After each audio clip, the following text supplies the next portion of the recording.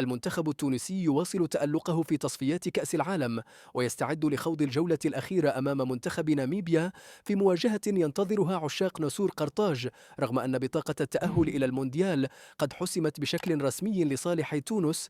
نسور قرطاج قدموا تصفيات قوية واستحقوا الصدارة بعد أداء متوازن بين الهجوم والدفاع، ليجمعوا 25 نقطة كاملة مكنتهم من ضمان مكانهم في نهائيات كأس العالم القادمة.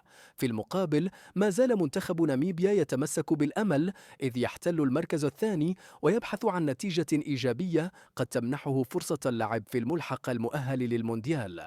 المباراة ستقام يوم الاثنين 13 من أكتوبر على الساعة 2 بعد الزوال بتوقيت تونس، المغرب والجزائر.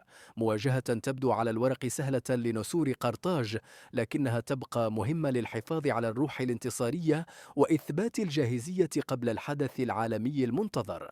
فهل ينجح المنتخب التونسي في إنهاء التصفيات بانتصار جديد يؤكد تفوقه؟ شاركونا توقعاتكم لنتيجة مباراة تونس وناميبيا، ولا تنسوا الاشتراك في القناة ليصلكم كل جديد حول جميع مواعيد المباريات القادمة.